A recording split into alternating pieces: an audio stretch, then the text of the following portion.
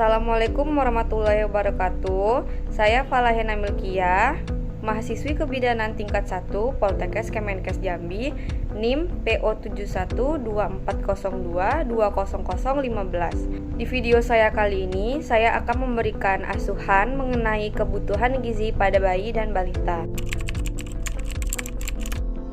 Gizi adalah suatu proses organisme menggunakan makanan yang dikonsumsi secara normal melalui proses pencernaan, absorpsi, transportasi, penyimpanan, metabolisme, dan pengeluaran zat-zat yang tidak digunakan untuk mempertahankan kehidupan, pertumbuhan, dan fungsi normal dari organ-organ yang menghasilkan energi.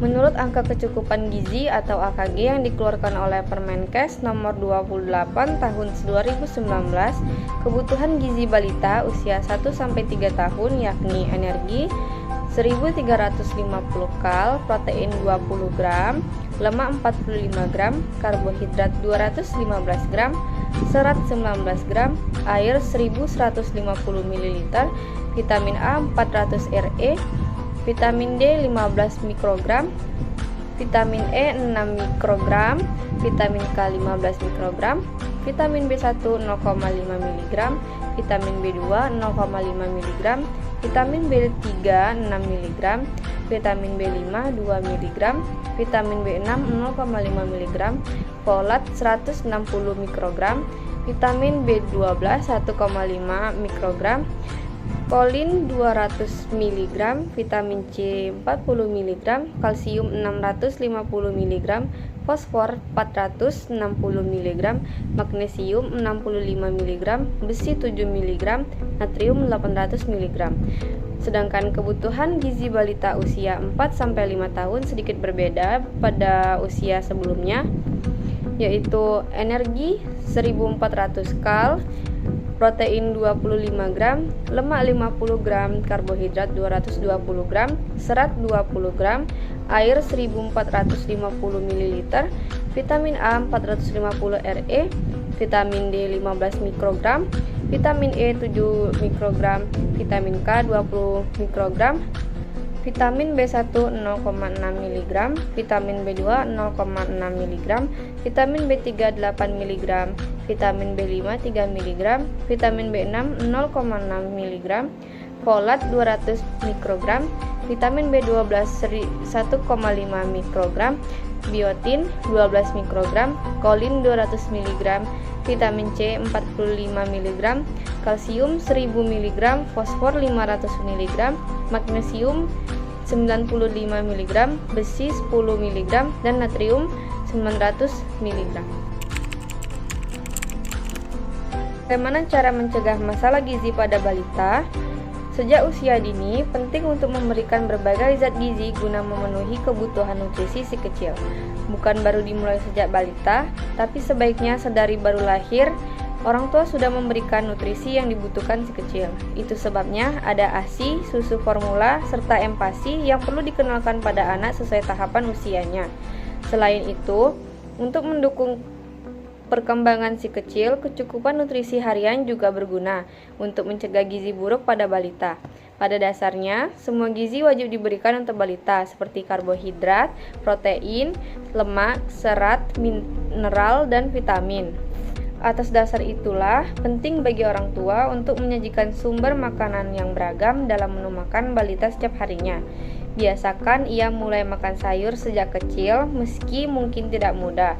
Sebaiknya tidak setiap hari membiarkan balita makan daging sapi dan ayam, tetapi sesekali bisa berikan ikan atau makanan laut lainnya. Nah, agar status gizi balita tetap baik, ada beberapa cara yang bisa diupayakan. Yang pertama, penuhi karbohidrat, protein, lemak, serat, vitamin, dan mineral.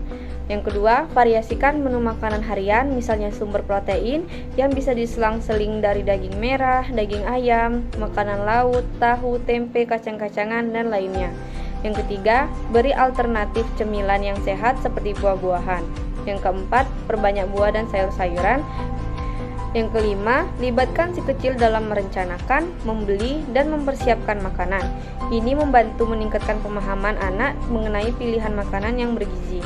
Jika ibu bingung menu makanan balita apa yang sesuai dengan gizi seimbang, Saya akan memberikan panduan menu makanan balita sesuai dengan gizi seimbang.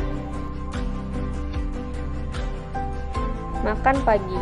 Dalam sehari, konsumsi karbohidrat untuk anak 4-5 tahun setidaknya 6 kali sehari dengan ketentuan makan sedikit tapi sering. Beberapa pilihan menunya yaitu 2 lembar roti gandum 70 gram, 4 lembar daun selada 10 gram, 3 iris tomat 10 gram, 1 lembar daging asap rebus 30 gram, dan 1 gelas susu putih 200 ml. Ibu bisa memberikan sumber karbohidrat secara selang-seling supaya anak tidak bosan, seperti cemilan, yaitu 2 potong buah pepaya ukuran besar setara dengan 200 gram. Untuk makan siang, 1 piring nasi putih 100 gram, 1 mangkuk sedang sayur bayam bening 40 gram, 1 potong dada ayam panggang tanpa kulit 55 gram, 1 potong tahu 50 gram. Cemilan selingannya bisa dalam bentuk buah, yaitu 1 buah mangga ukuran besar 200 gram. Potong buah dalam ukuran kecil untuk mengurangi risiko anak prasekolah tersedak. Untuk makan malam, 1 piring nasi 100 gram, 1 mangkuk sedang tumis sawi hijau 40 gram, 1 potong sup ikan patin 50 gram, 1 potong tempe 50 gram. Ada pula hal-hal yang harus diperhatikan dalam memilih menu makanan gizi balita. Ketika memberi makanan pada anak, sangat penting menghindari kondisi tersedak yang bisa membahayakan si kecil. Saya akan memberikan makanan yang sebaiknya tidak diberikan atau diberikan tapi dengan pengawasan. Yang pertama, tipe makanan licin seperti anggur utuh, sosis, bakso, permen. Yang kedua, makanan berukuran kecil seperti kacang-kacangan, keripik, popcorn. Yang ketiga, makanan yang lengket, selai atau marshmallow.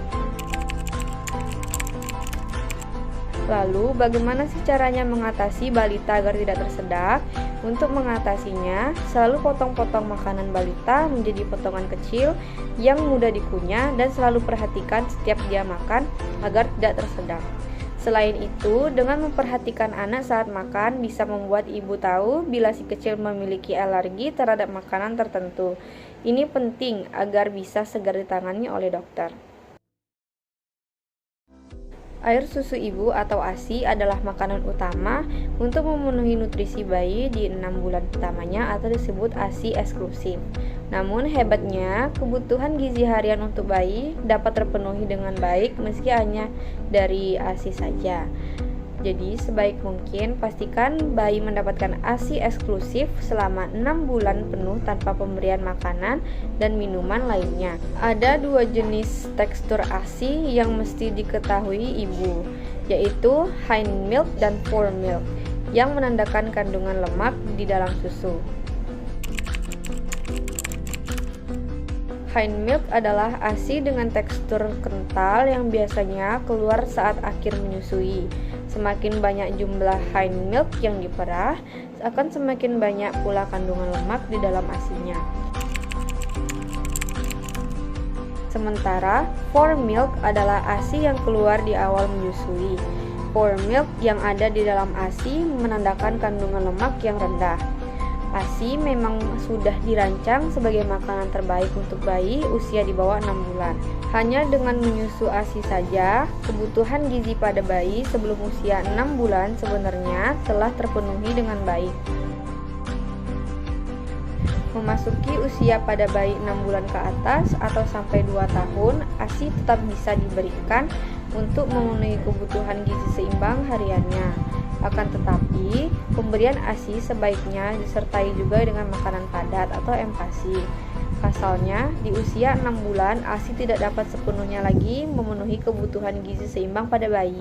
Oleh karena itu, diperlukan bantuan dari makanan dan minuman lainnya untuk mencukupi kebutuhan zat gizi karbohidrat, lemak, protein, serat, mineral, dan vitamin untuk bayi.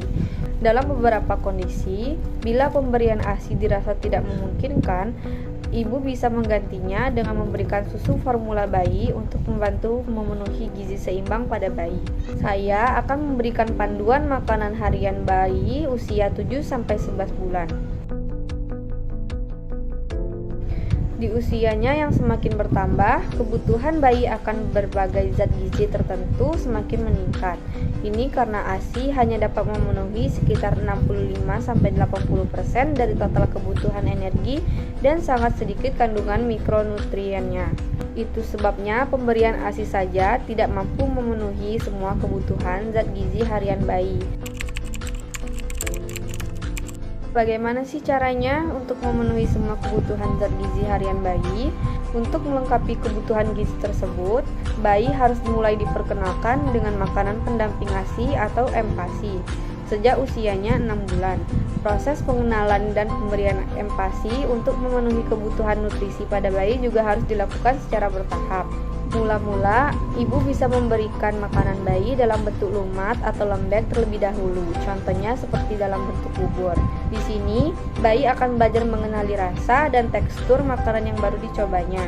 Selanjutnya, setelah mulai terbiasa, ibu bisa mencoba memberikan makanan dalam bentuk agak padat seperti nasi tim. Namun, pastikan teksturnya tetap lunak sehingga memudahkan bayi saat menggigit dan mengunyah. Untuk waktu pemberian MPASI, guna mencukupi zat gizi harian bayi, bisa disesuaikan dengan jadwal MPASI bayi harian sebanyak 3 kali sehari. Bahkan, pemberian MPASI untuk memenuhi kebutuhan gizi bayi bisa lebih tergantung seberapa banyak porsi pemberiannya. Pastikan juga komposisi MPASI terdiri dari berbagai jenis makanan sehat sehingga dapat memenuhi kebutuhan gizi harian bayi. Tujuannya agar bayi tidak kekurangan zat gizi tertentu serta pertumbuhan dan perkembangan tubuhnya lebih optimal. Selanjutnya, saya akan memberikan komposisi MPASI berdasarkan pedoman gizi seimbang dari Kemenkes RI. Berdasarkan pedoman gizi seimbang dari Kementerian Kesehatan Republik Indonesia, komposisi bahan makanan untuk MPASI dibagi menjadi 2 kelompok, meliputi MPASI lengkap dan MPASI sederhana. MPASI lengkap terdiri dari makanan pokok, lauk hewani, lauk nabati, sayur, dan buah-buahan. Sedangkan MPASI sederhana terdiri dari makanan pokok, lauk hewani atau nabati, dan sayur atau buah. Sementara itu, ada pula kriteria MPASI yang baik untuk memenuhi kebutuhan gizi bayi, yakni yang pertama padat energi, protein, serta zat gizi mikro seperti zat besi, seng, kalsium, vitamin A, vitamin C, dan folat. Yang kedua, tidak mengandung bumbu yang tajam dan menggunakan gula, garam, penyedap rasa, pewarna, maupun pengawet secukupnya saja. Yang ketiga, mudah saat dimakan dan disukai oleh anak-anak. Demikian asuhan dari saya mengenai kebutuhan gizi pada bayi dan balita. Apabila ada salah kata, penyampaian, ucapan, saya meminta maaf sebesar-besarnya. Saya akhiri. Wassalamualaikum warahmatullahi wabarakatuh.